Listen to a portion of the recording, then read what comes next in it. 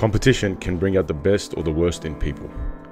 It's good for development of character, but also for allowing each participant of a competition to reach deeper and show what they are really capable of. For this reason, we have a wildcard entry in the shape of Jack. He's coming in to give the other contestants a good run for their money.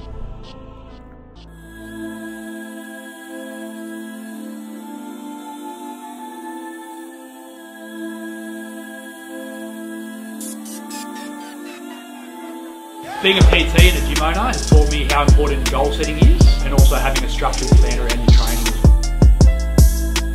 It's a therapy for everything you go through. I want to see what the human body can lift really with these three main lifts. Thought hell I'll lose some weight too, and through that process just got into powerlifting. I think the coach is very important. Something that I should have staked out way earlier.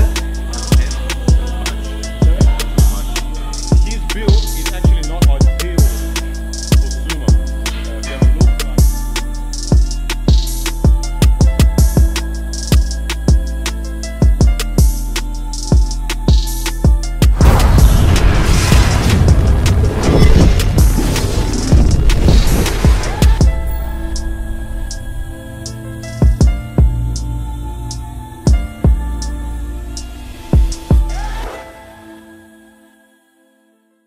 This is the deload week of the very first cycle of everyone's training. They have put their bodies through some hard training and most are somewhat fatigued and in need of a break. So it's time to take some load off and to allow the body to not just recover but also super compensate and feel fresh, ready for the next cycle of training, which will be even more intense as they approach the finish line.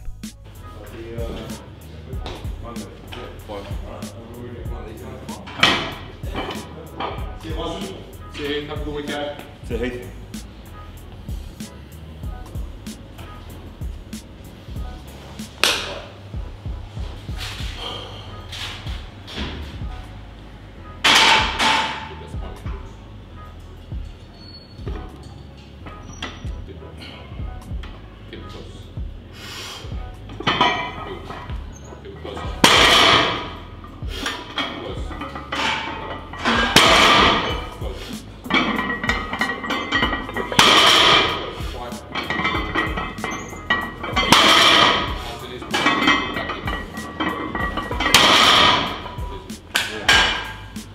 As soon as the pipe is in, make sure you pull it back in, yeah?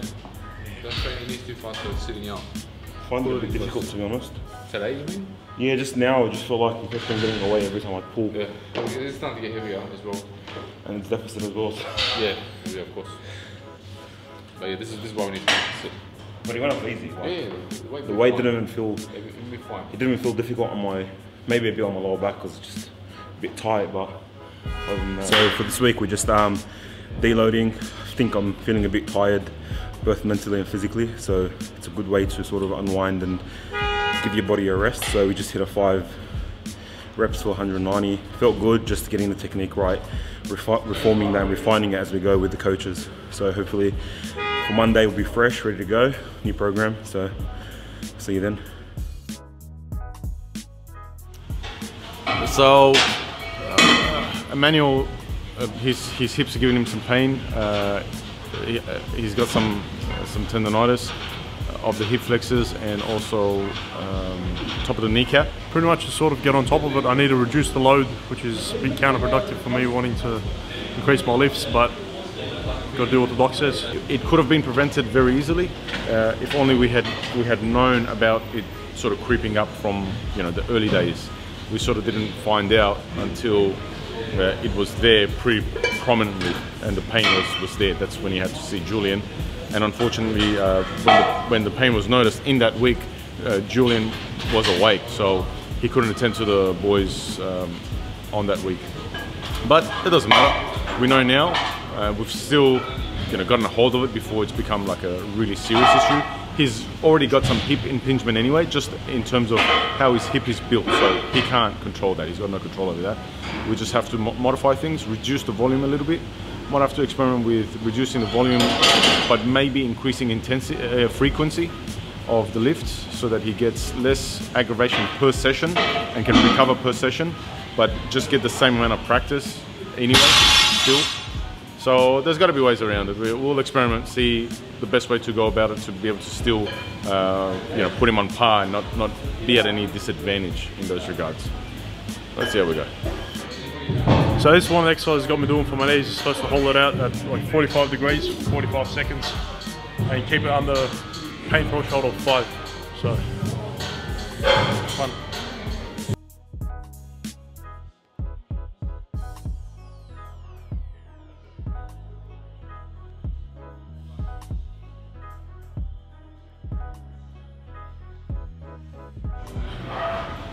I've had a lot of these pains, tightness in the past. Every time I try to work on my squats, try to improve on them, and it just starts to build up and build up. And I always brushed it off, thought maybe it was just something from work. I'm a builder and work's always physical. I thought I was just tight and tired from work. I sort of disregarded it, tried to soldier on through it, and now, I mean, it's a good thing I know what it is, so I can sort of go around fixing it.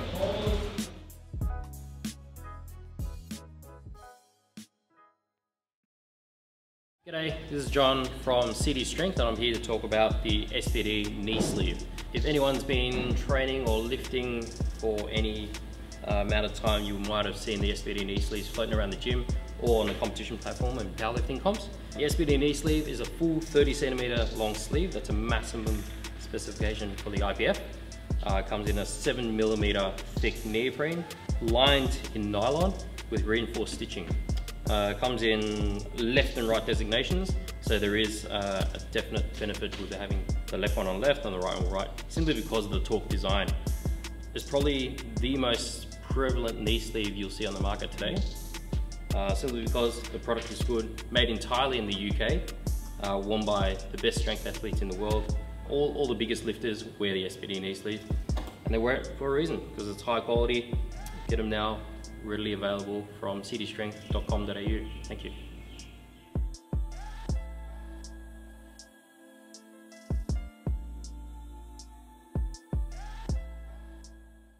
All right, so Mitch so this week is deload week for everybody. So all the weights and especially the volume is going to get reduced to allow some recovery for everybody. Then going into the next cycle, which will be from next week onwards, which is going to be even much more heavier and much more intense.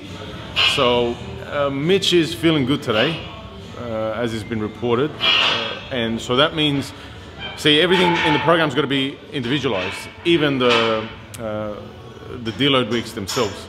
So because he's feeling good, he's feeling pretty fresh, we're going to do less of a deload, not as much of a back off as it normally would be. So whereas the rest of the boys, most of them, are doing just the top sets, sort of just keeping like one single set of up to about 5 reps, keeping the intensity high, and no back off sets whatsoever.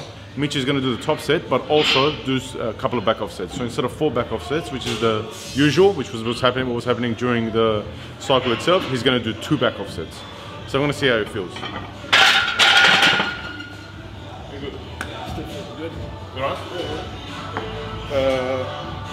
Just with the elbows, like a good cue to sort of give you an idea of where it's supposed to be, because you don't want it to be like that, obviously, as you know. But also having the elbows too far under, it actually makes you lose tension in the upper back, which you're not doing either, right?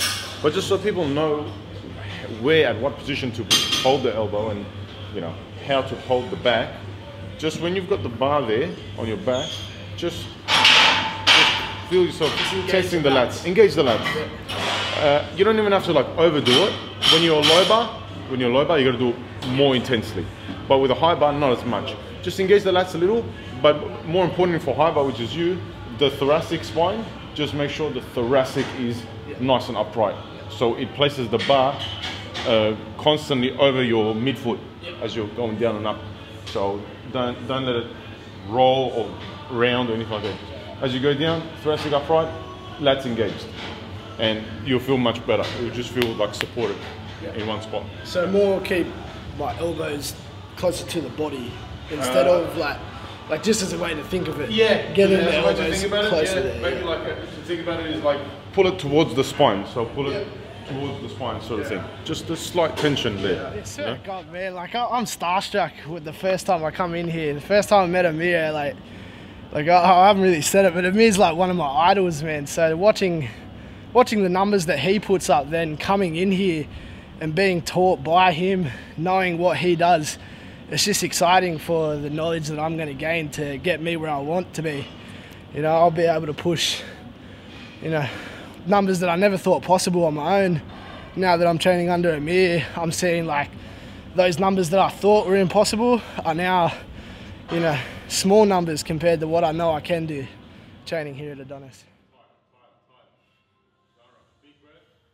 What I hope to do with everything I learn here is just continue on and make this a more permanent part of my life, as in, like, I want to be in Amir's shoes. I want to be owning my own gym, running, like, helping people reach their goals as well. So really, I just want to learn as much as I can about myself, take myself as far as I can in competing, and hopefully one day own my own gym and be a coach as good as Amir is. That's really what I'm hoping to get out of it. Man, that felt good. Having 190 on my shoulders for 5 reps is something I've never done, so, you know, that's good progress. I'm really proud of that. But, more excited just for the numbers to come in the following weeks. Like, that just gets me more keen for everything else to come. I shouldn't listen to Albin and put too much weight on the bar.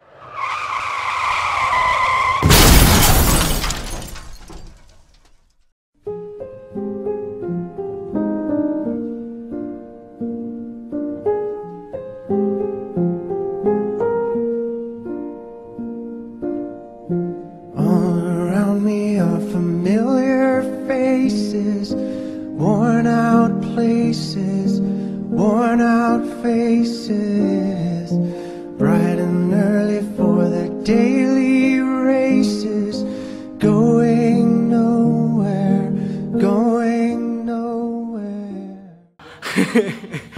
Nah, I think I lost tension on the 4th rep. Just let my mind stray and didn't focus enough. So I'll take a break and go at it again.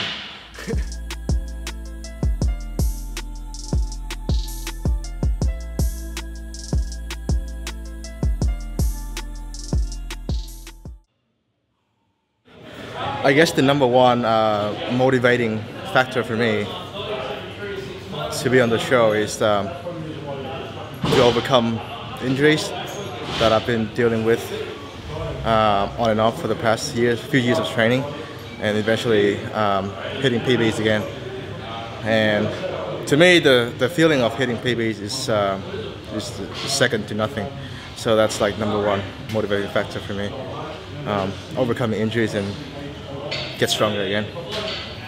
And yeah, that keeps me going. And until, if I can still walk, I'm going to be training for sure. Yeah, I should have put it on before I sweat out. Yeah.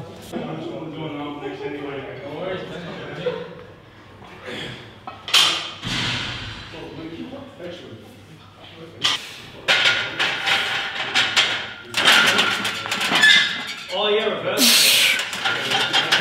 Chin up, just up, look up. No mistake. Set.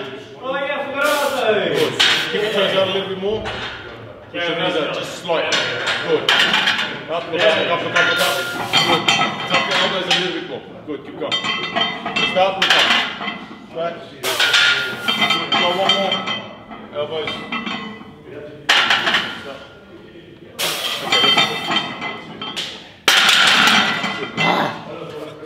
Speed was fine. That was there. Yeah, you could have done something. But because it's very visible that you're leaning forward to avoid the pain, I didn't want to keep going to aggravate that. You know what I mean? Yeah. The power is there. It's plenty. There was definitely 2 more there.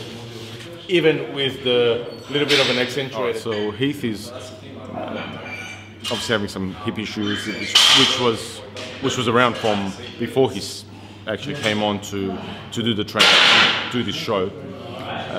It's a bit of a tough situation because it's like a competition, and we have to do the best we can in terms of programming and in terms of like getting Julian and or Alex to look at his hip and make sure we can keep him going training. He's going to have to drop the volume, obviously. Can't put as much stress on the hip as the other contestants can.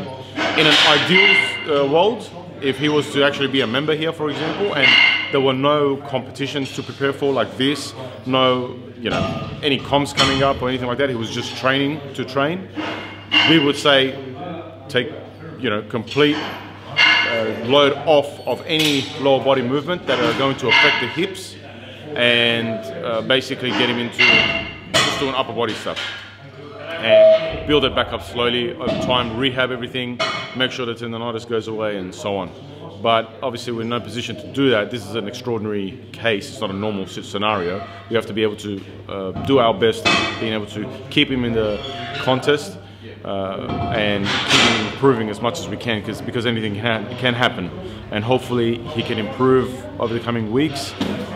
We just have to really have a look at his volume and managing the volume, and speaking closely with Julian and Alex to see what's the best way to go about making him recover, hopefully in the next cycle. But yeah, it's just not the ideal scenario. If it was any other situation, we would just say to him flat out, normal lower body movements. Let's just focus on upper body, and for the lower body stuff, just make sure we recover and then finish the rehab. Once he feels good, then start to slowly, gradually bring back squats and deadlifts and things like that. But challenge is always good, huh? Let's see what we can do. The Grind is brought to you by Adonis Athletics, Australia's leading chain of strength and conditioning facilities. SBD and City Strength for the world's leading powerlifting accessories. Raw fitness equipment for top quality gym equipment and accessories, and your health, sport and spine for knowledgeable and quality care of our contestants' mobility and rehab needs. On this episode of Just a Tip, we talk about how do you alter your training on days that you walk into the gym and you don't feel so good. Obviously, everybody's got well, you should hopefully have a program that tells you what to do and how to do it, how many sets, how many reps, what exercises, etc. And typically, a lot of programs are written with percentages in mind. So, you know, with a specific weight on a particular day. So 3 sets of 10 on an exercise with, for example, 100 kilos. Well, what if you walk into the gym one day and you don't feel so good on that day? You've had a rough day at work, you don't have enough sleep, you're stressed from other things, and so obviously you may not be up to scratch in regards to performance and in regards to how you're feeling. Should you still stick to, you know, the whatever's written on the paper, the 100 kilos for the 3 sets of 10, or should you change it? Well, the answer is basically that you should change it. And how do you know how much to change it? For those of you familiar with the RPE, it stands for the rate of perceived exertion. And it's basically a scale that tells you how heavy something is or how hard something is according to your own perception of the performance of that set or exercise.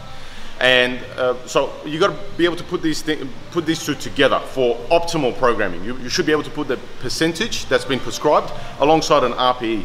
So depending on where you are in your training. So for example, let's just say if you're early in your strength block, you're far out from a competition, and you have like a fair few months, 3, 4, 5 months out. For a period like this, anything that you do should be about a 7-8 RPE. So there should always be 2 to 3 reps left in the tank. 2 to 3 reps left in the tank of whatever exercise that you do, if it's for the purpose of strength. So let's just say you walk in one day and you know that for 3 sets of 10 on 100 kilos, you are going to be grinding. You're going to be probably even failing. Should you still stick to the 3 sets of 10 at 100 kilos and grind it out and get it done? Or should you drop it back a little bit? You should be dropping it back. The reason is because if you grind it out, then you may get the reps, you may get the sets and reps and think that you've done what you need to do and you accomplished it. But what you've actually done is you've put a bigger dent in your recovery ability and your recovery tank. And it's going to take you longer to recover from that session going into the next one. And then it's going to snowball into the next one, and that's going to probably tax you further for the next one after that.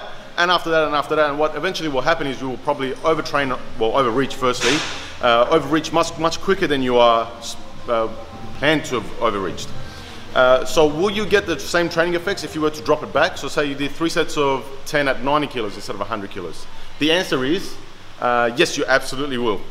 Because the main priority for training is always how hard it is for the body on the given day. So if on a good day, 3 sets of 10 at 100 kilos is at a 7-8 RPE, that's pretty much the same training effect as 3 sets of 10 at 90 kilos, if it still equates out to the 7-8 RPE. It may not be the same amount of volume you want it to be ideally, but it still gets the job done in regards to training effect. And the other side of it is also, if you were to push it and you do the 100 and you get it done, over the long term, the results probably wouldn't be optimal because you would just keep damaging your recovery ability. So pull things back. It's not always right to go hard or go home. There are times that you need to go a little.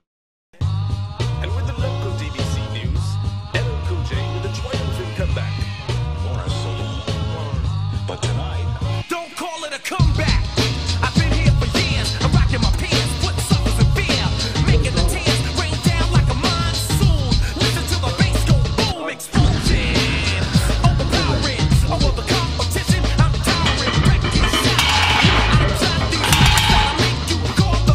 In last week's episode, we introduced Jack as a surprised wildcard entry into the competition. Jack has previous training experience, but none of it under coaching supervision. He plays rugby league and just does his own training at the gym, going by feel day to day. He has never taken on structured strength training or technical feedback in the past.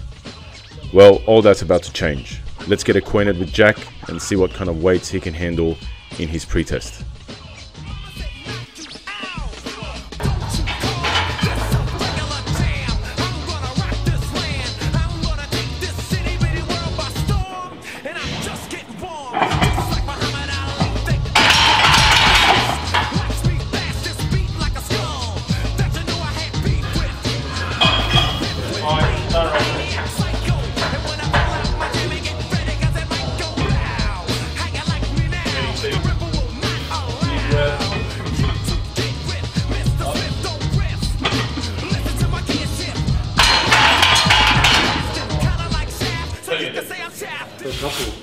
Like that was more comfortable than I thought it would be. Is that right? Yeah. Okay. Well, let's go. That's 220. Let's go 235. You comfortable with 235? We'll go whatever you're comfortable with. I'm comfortable with 235. Yeah? So I got more? No, because you're getting closer now. You don't want to go too much and then just miss. Yeah. You know what I mean? You'd rather go a little bit less, have some left, and then go up more. You know what I mean? If you're comfortable with 235, let's go 235.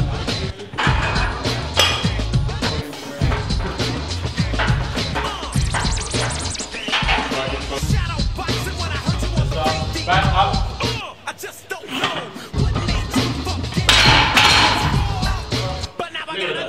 A bit more than the 10, which is what you want. Yeah. You don't want to be going like, you know, all out, absolute grinding max. You just want to see where you're at. Yeah, too easy. So leave it at that. I'll move on to the next workout now. Yeah, bench press now. Yeah, too easy. Right. Easy then. 235 column.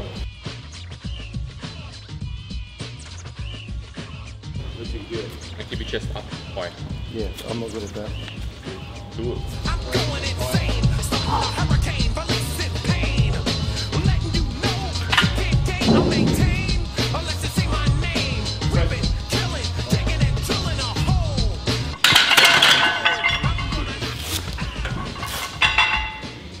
You're on par.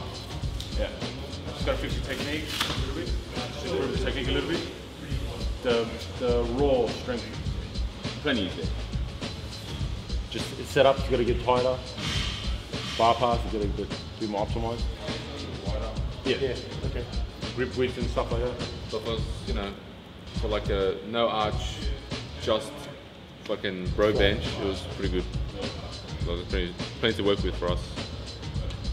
Alright. Deadlift. I'm in your hands, fellas. Okay. I'm in your hands.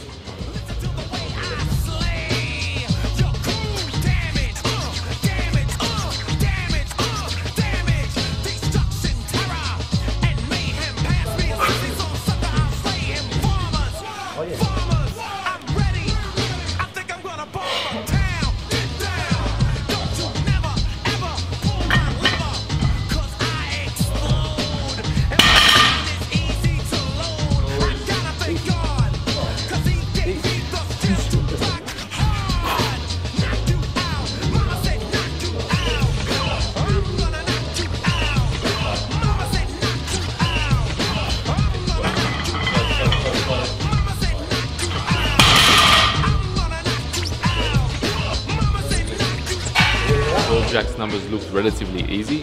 He hasn't really handled any heavy numbers for a while, so we're not going to push it. We don't want to risk him injuring himself, and we've hit numbers that are on par with the rest of the boys, or more than most of the boys actually. So it's a good starting point, and we'll just improve from here.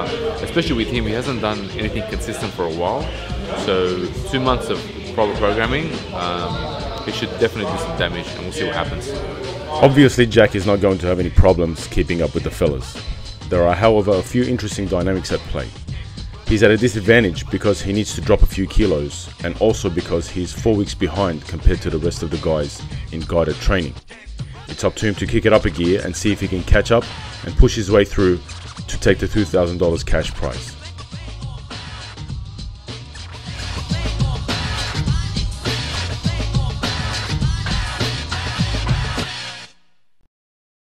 There is nothing quite like competition to bring out the best in people and to see who has the right stuff. Survival of the fittest is the name of the game, and in something like showing feats of strength, it is extremely primal, not to mention interesting and exhilarating to watch. A certain level of competition and rivalry brings about the best in people, and should be there on a constant basis, especially between equally matched athletes. It's one of the only ways they can each stay hungry to continue to push forward. The boys have seen what Jack is capable of, and it's definitely no joke. There is a serious chance of him being able to beat the rest if he can keep his head in the game, stay healthy and not become overconfident. With that being said, the raw talent that the other guys bring to the table are certainly nothing to laugh at. From Mitch's rapid progress as a relative newbie, to Ricky's competitive nature, Heath's ability to push through when things get tough, Tarek's natural strength, and Emmanuel never writing himself off at any point. A lot of factors to consider, and as always, anything can go wrong, and nothing is for sure till it's all done.